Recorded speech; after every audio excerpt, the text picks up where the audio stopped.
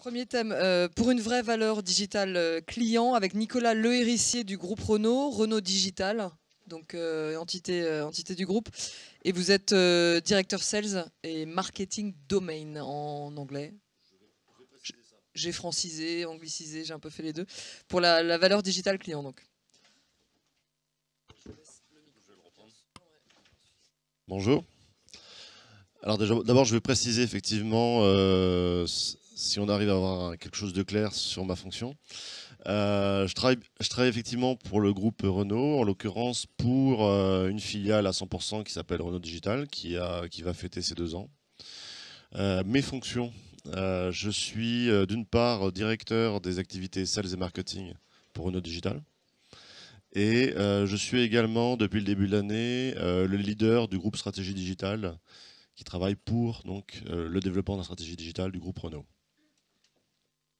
Alors d'abord, je vais vous cadrer un petit peu, tout ça paraît bien étrange, je vais vous cadrer un petit peu ce que c'est que Renault Digital avant de vous parler.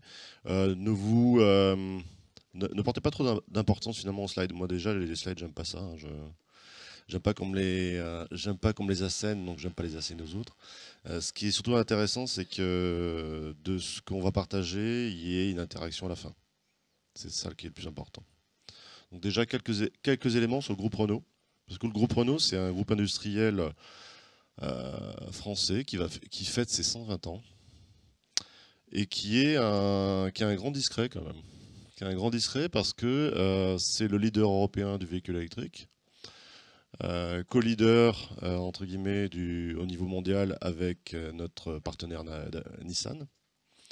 L'alliance Renault-Nissan-Mitsubishi est passée numéro 1 mondial de l'automobile depuis début 2018. Ça s'est fait aussi dans la plus grande discrétion. Pour ce qui est du groupe Renault, c'est 5 marques Renault. Renault Samsung Motors, qui est une marque coréenne. Dacia, Alpine, donc qui a été relancée il y a quelques années. Et Lada, qui appartient également au groupe et qui est toujours le numéro 1 de l'automobile en Russie. C'est aujourd'hui, si on doit se situer, c'est en 2018, autour de 60 milliards d'euros de chiffre d'affaires. Uniquement pour le groupe Renault. Je ne parle pas pour l'Alliance. L'Alliance, vous pouvez rajouter encore plus de 80 millions, un peu plus de 80 milliards de chiffre d'affaires. 3 axes aujourd'hui d'innovation majeure. Le véhicule électrique, avec beaucoup d'entre vous connaissent la Zoé, mais aussi d'autres véhicules. La conduite autonome, avec déjà des véhicules qui sont opérationnels et je pense bientôt disponibles. Et l'automobile connectée, ce qui est déjà une réalité. Qui est Renault Digital? On est une filiale à 100% du groupe Renault. On a été créé officiellement en janvier 2017. Je les ai rejoints en mars. Je suis un des premiers salariés. Aujourd'hui, on est plus de 400 professionnels en moins de 2 ans. Oui, c'est rapide. Ce qui explique aussi notre structure, c'est-à-dire qu'on a des recrutements externes, des gens comme moi qu'on allait chercher dans le milieu, entre guillemets. Des recrutements internes, des gens de Renault.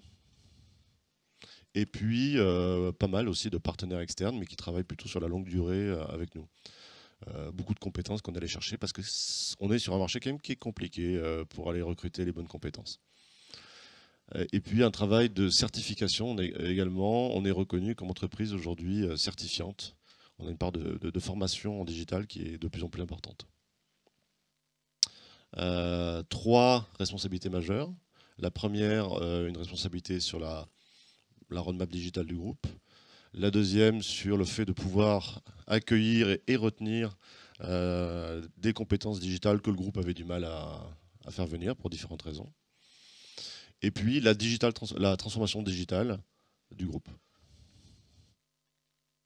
4 pôles de compétences, techno, data, avec le Chief Data Officer qui fait partie de Renault Digital, Chief Data Officer du groupe. Tout ce qui est UI UX et agile, avec également la patronne de l'agile pour le groupe qui fait partie de Renault Digital. 6 domaines d'activité, dont le mien, sales et marketing, et puis une responsabilité sur la valeur digitale du groupe, dont on va parler. Là-dessus, bon, là c'est juste des exemples de, voilà, de ce qui peuvent correspondre comme produits digitaux par rapport aux différents métiers, pour vous dire que aujourd'hui, produit digital chez Renault Digital, c'est extrêmement large. Ça va sur tous les métiers. Ça va des, je dirais, de décisionnels à des tablettes pour les unités de fabrication, jusqu'au site web ou aux applis pour les clients. Venons-en au sujet qui nous intéresse. Depuis maintenant plus de 15 ans, j'interviens dans des différentes écoles. Donc j'ai un côté très didactique finalement sur l'étude d'un sujet. C'est-à-dire que je me dis qu'avant de parler de valeur digitale, il faut se poser la question de savoir qu'est-ce que c'est que la valeur, qu'est-ce que c'est que la définition de la valeur dans un sens commercial avec un client. J'ai pris, je crois, la définition du journal du net qui dit que c'est le profit qu'une entreprise estime pouvoir tirer de sa relation avec un client. On parle communiquement de CLTV, Customer Lifetime Value. De façon très prosaïque, c'est qu'est-ce que je vais pouvoir tirer comme argent de mon client pendant le temps qu'il va bien vouloir travailler avec moi. Donc je lui propose différents types de valeurs, de services, de produits, et je me dis voilà, avec ce client, avec son potentiel de dépenses chez moi, qu'est-ce que je vais bien pouvoir en tirer. Si on s'intéresse au cas plus spécifique du digital, on peut aujourd'hui identifier 4 grandes catégories de leviers digitaux au niveau de la valeur client. Le premier, c'est l'acquisition et la transformation. Le second, c'est la rétention, tout ce qui est logique de CRM, de fidélisation. Après, il y a tous les nouveaux produits et services qui sont inhérents au digital, qui n'existaient pas avant le digital, parce que c'est le digital lui-même qui a permis de les créer. Et puis après, il y a tout ce qui est lié à l'expérience client. Alors d'abord, l'acquisition et la transformation. Ça, c'est un sujet, a priori, je pense, que vous connaissez bien. Le digital, aujourd'hui, effectivement, ce sont énormément de nouveaux leviers pour aller chercher de nouveaux clients. Et l'avantage de ces leviers par rapport au offline, c'est que le ROI, le tracking notamment, le tracking de la valeur est beaucoup plus simple. Beaucoup plus simple. Parce qu'on peut aller, même s'il y a des réglementations qui nous contraignent, on peut aller assez facilement traquer exactement ce qu'on sort comme valeur par rapport aux investissements qu'on fait. Donc la logique héroïste est finalement beaucoup plus aisée. Elle est beaucoup plus aisée et en même temps, quand vous avez connu entre guillemets les leviers d'acquisition avant le digital, vous êtes parfois étonné finalement de la perte de fondamentaux qui peut exister sur les logiques héroïstes. Je m'explique. Aujourd'hui, le digital, ça reste quand même un secteur assez récent, assez jeune. Et on voit encore beaucoup de fleurir, beaucoup de prestataires, de solutions d'acquisition, où on vous raconte que bon, le ROI, il ne faudra pas trop être regardant au départ. Hein, il y a une logique d'investissement. Parfois même, je dirais, de buzz. C'est-à-dire qu'on va vous inciter à aller sur certains investissements d'acquisition en vous disant, mais attention, ne sois pas trop regardant sur le ROI au départ, parce que voilà, il faut faire sa place. Étonnant. Étonnant sur des leviers où la plupart du temps, on sait exactement ce qui se passe. Donc il faut être extrêmement regardant. Et pour ma part, pour avoir été notamment sur des logiques, avoir beaucoup pratiqué ces métiers-là, derrière ce discours-là, il y a souvent énormément de pipeaux. Faut être clair. Il y a énormément de leviers d'acquisition qui ont été proposés. Il y a eu beaucoup d'effets de mode qui sont passés. On dit il faut être ci, il faut être là et tout ça. Et en fait, on s'est rendu compte souvent que c'était soit des sujets qui étaient des pures bulles, soit des sujets très éphémères. Donc il faut faire extrêmement attention. Et c'est pas parce qu'on a des nouveaux leviers d'acquisition, notamment via le digital, qu'il faut perdre ses fondamentaux. Il faut de la rigueur. Et c'est pas parce qu'il y a de nouvelles technologies qui fleurissent tous les jours qu'il faut sauter dessus par un effet de mode. Donc pour moi, quelqu'un qui va être un bon professionnel de l'acquisition, c'est avant tout quelqu'un qui va avoir beaucoup de rigueur, qui va voir les choses avec un esprit d'analyse et et de rationalité. Je voulais vous parler également de la logique Web First. Aujourd'hui, dans l'automobile, si vous passez à côté de ces canaux d'acquisition, vos concessions et vos succursales vont être désespérément vides. Aujourd'hui, au niveau mondial, un client qui vient, qui fait la démarche d'aller chez un dealer automobile, il a déjà fait, via les canaux digitaux, le choix de là où il va aller. En moyenne, aujourd'hui, il va aller voir, ça dépend des pays, on va dire, 1,5 dealers. Et il a déjà fait le choix entre tel ou tel modèle. Donc si vous n'êtes pas sur ces canaux, si vous n'êtes pas capable d'aller voir le client, de lui présenter vos offres de façon instinctive, agréable, glamour, c'est foutu. C'est foutu. Donc aujourd'hui, ceux qui considèrent que le web est quelque chose de plus, se sont complètement loupés. Sur une industrie aussi traditionnelle que l'automobile, si vous n'êtes pas sur des leviers d'acquisition extrêmement performants et que vous ne les suivez pas au jour le jour, vous n'allez pas comprendre ce qui va vous arriver. Je vais vous donner un exemple. Il y a encore peu, on disait par exemple, bon, t'es gentil, mais faire du e-commerce avec des bagnoles, ça va pas marcher. Faux. Faux. On vend des voitures, on vend des dizaines de milliers de voitures dans le groupe, uniquement online. Et c'est pas uniquement des voitures entrée de gamme. Il y a le modèle Kwid, qui est vraiment un modèle entrée de gamme, disponible au Brésil, disponible en Inde, une des voitures les moins chères du monde. Là, on en a vendu des dizaines de milliers. Mais pas que ça. On a aussi vendu des dizaines de milliers de Duster en Russie, uniquement online. Alors vous allez dire, ok, le Duster, ça reste quelque chose de pas très haut de gamme. Soit. Vous avez peut-être suivi la renaissance d'Alpine. Alpine, on a tout vendu online. On a vendu la production de l'année 1 en 1 jour et demi par une appli. Donc ça existe. Ne présumez pas des envies et des usages de vos clients. Ensuite, parlons rétention, fidélité. Dans le e-commerce, pour avoir pratiqué notamment certains pure players, beaucoup de pure players dépensent énormément d'argent sur la partie acquisition. Et d'ailleurs, c'est une espèce de roue sans fin. Et bien peu finalement sur les logiques de fidélité. Je l'ai vécu moi-même chez un pure player où on confondait par exemple CRM et pétaoctets de données sur les serveurs.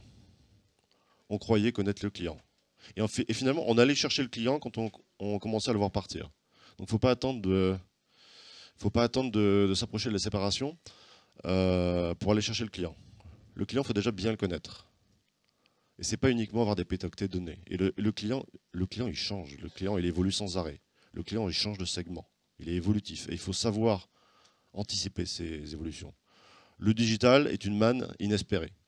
Mais pour ça, il faut avoir une véritable stratégie digital client. Et c'est une des raisons pour laquelle d'ailleurs Renault Digital existe. C'est parce que pour pouvoir faire ça, il faut des tronches. Il faut notamment des data scientists. Et que paradoxalement, quand on a un grand groupe industriel comme Renault, on n'est pas forcément bankable pour ces gens-là. Parce que les process RH du groupe sont lents, parce que on est localisé au Plessis ou au fin fond du 78, et que ce genre de profil, ça vient pas. Ça veut pas. On peut lui donner tout ce qu'on veut. Si vous avez une hiérarchie bien verticale, des bureaux classiques et que vous êtes pas et que vous avez le malheur d'être après la 86, ils ne viennent pas. Donc c'est pour réussir à avoir une vraie connaissance des clients et d'avoir une vraie rétention, il faut être capable d'avoir les bonnes compétences. Et voilà, c'est une des raisons pour laquelle nous existons. Ensuite, il y a tout ce qui est nouveaux produits et services. Aujourd'hui, le digital permet d'offrir des services qui n'existent pas jusqu'à présent. Et de plus en plus. Avec le développement du véhicule électrique, du véhicule autonome, la voiture va devenir un engin de locomotion qui permettra d'avoir énormément d'activités à l'intérieur. J'ai eu le plaisir d'essayer par exemple la Renault Symbioz, qui est un véhicule extraordinaire, électrique, autonome, de haute technologie. Alors moi j'aime bien conduire, donc il a fallu me forcer un petit peu pour lâcher le truc, mais ça marche extrêmement bien. Et par contre, quand vous lâchez le truc, hop, il y a le volant qui se rétracte, et dedans, bah, vous pouvez vendre du service. Vous pouvez vendre par exemple du multimédia. Vous pouvez faciliter le voyage de la personne. Vous pouvez être proactif. Mais pour faire ça, il faut être capable de maîtriser la chaîne de valeur. C'est-à-dire qu'un véhicule, comme tout autre produit, c'est une chaîne de data. Si vous ne maîtrisez pas cette chaîne de valeur, vous ne pourrez pas vendre les services qui vont avec. Et c'est très compliqué quand on est un grand groupe industriel. Parce que qui dit grand groupe industriel dit silotage, dit parfois rétention d'informations. Hein, c'est pas lié à la Renault. Tous les grands groupes industriels, tous les grands groupes, c'est ça. C'est ma donnée, c'est à moi, c'est mon truc. Donc il faut réussir à donner une vraie cohérence à tout ça, à la maîtriser en temps réel. Sinon, c'est impossible de délivrer aux clients véritablement des services de valeur. Et c'est une mine d'informations. Si aujourd'hui tous les constructeurs qui seront incapables de passer ce shift vont avoir d'énormes soucis. D'autant plus que les modes de consommation des voitures changent énormément. Aujourd'hui, par exemple, le groupe Renault, plus de la moitié de notre modèle de commercialisation, c'est par des flottes. C'est soit les flottes professionnelles, soit location courte durée, location longue durée, leasing. L'achat but en blanc d'un véhicule neuf, l'âge moyen, c'est plus de 50 ans. Donc ça, on le voit de moins en moins. Donc si derrière, on n'est pas capable de fournir de nouveaux services, de maîtriser la chaîne de valeur, de connaître son client, on se plante. L'expérience client. L'expérience client, c'est que le client, il soit heureux d'être chez vous. Il arrive, vous lui fournissez quelque chose, il se dit ben, je ne suis pas venu pour rien. Et c'est pas simple. C'est pas simple parce que donner une expérience client véritablement impressionnante, c'est pas uniquement faire du buzz.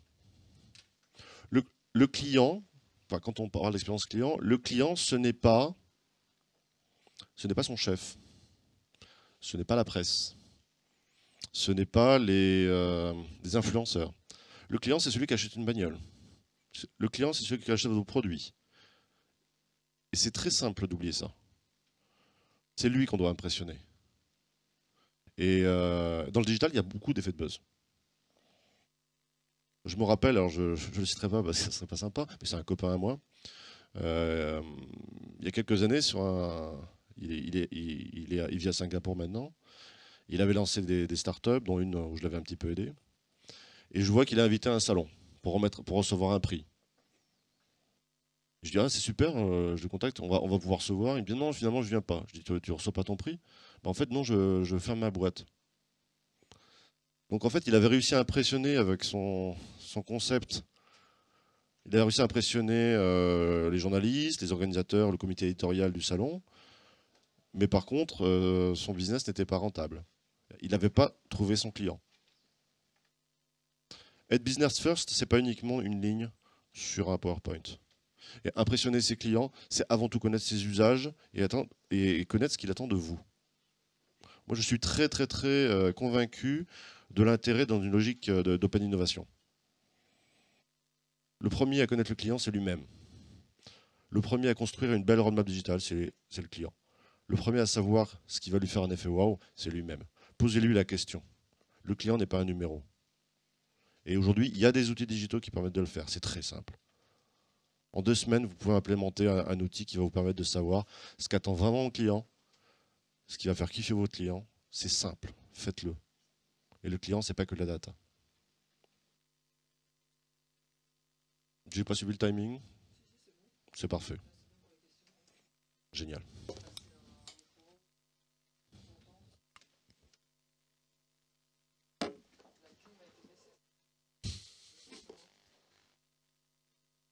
J'ai vu une partie du public qui était en état de congélation.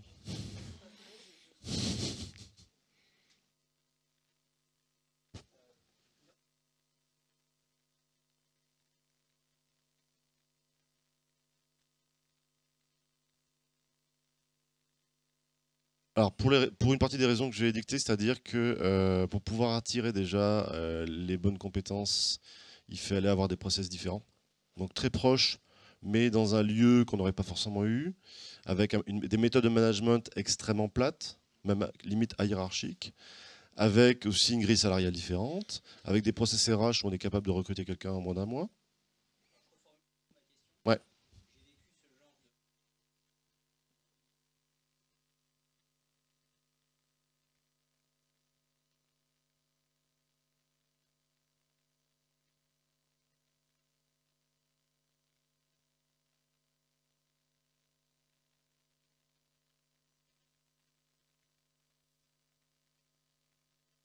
La phase de maillage a déjà commencé. C'est-à-dire qu'effectivement, on a une période pure start-up avec tout ce qui va avec, mais aussi avec l'impression pour beaucoup de nos collègues d'être très bizarre, soit sexy, soit inquiétant, soit les deux. Et puis on a commencé à se mailler à partir du printemps de cette année, où maintenant, par exemple, il y a une bonne partie des managers qui ont des fonctions mixtes, par exemple, entre Renault Digital et la direction informatique avec laquelle on travaille main dans la main. C'est la raison pour laquelle, par exemple, moi j'ai deux fonctions, donc une fonction pure RD, pure Renault Digital, et une fonction, par exemple, de leader du groupe Stratégie Digitale, qui est un groupe où sont issus des gens de tout le groupe, voilà, qui ne sont pas des purs RD, et où d'ailleurs j'ai pas été nommé, j'ai été élu. Ce qui montre que même si on se maille avec le groupe, on garde quand même des méthodes de fonctionnement qui sont originales. Mais ça passe finalement, parce que c'est des gens de Renault, de RCI Bank, de différentes filiales qui sont rentrés dans le jeu et qui ont découvert des méthodes de management et de gouvernance très différentes.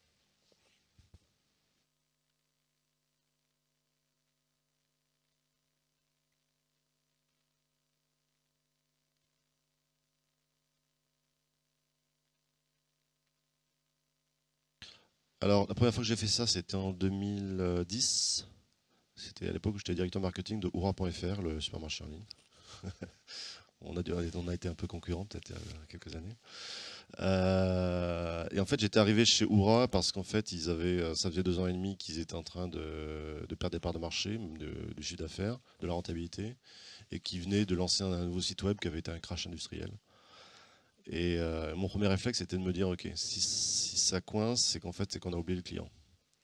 Et je crois qu'en moins de 2 semaines, j'ai implémenté un outil qui s'appelle User Voice, qui me coûtait quasiment rien, qui est un outil qui permettait uniquement à nos clients de soumettre des idées, des pain points, des innovations, avec un système de vote, de jetons, une sorte de vote censitaire, et donc une hiérarchisation avec avec un outil sémantique. Et au début, je peux vous dire que quand j'ai présenté ça, c'est passé parce que c'était pas cher. C'est la distrie, hein, tu connais la distrie, c'est faut que ce soit pas cher déjà. Donc on dit ok, bon, allez, vas-y, fais ton truc. Et puis on m'a dit les clients, nos clients, ils sont CSP+, ils n'ont pas le temps, ils vont pas le faire. Mais ils ont vu déjà le nombre de personnes qui sont intervenues, de plus en plus. Et quand j'ai fait, quand un jour j'ai fait une présentation sur le même écran, il y avait à gauche notre roadmap très top-down, et à droite ce que demandaient les clients. Il y a eu quelques grimaces dans la salle. Voilà, ça se ressemblait pas beaucoup. Et progressivement, assez rapidement même, notre roadmap c'est devenu avant tout ce que demandaient nos clients, ce qu'attendaient nos clients. Et on a découvert beaucoup de choses comme ça. Et pour finalement un travail de modération très, très limité. Et d'ailleurs, comme j'étais client, j'avais le droit aussi de proposer des idées.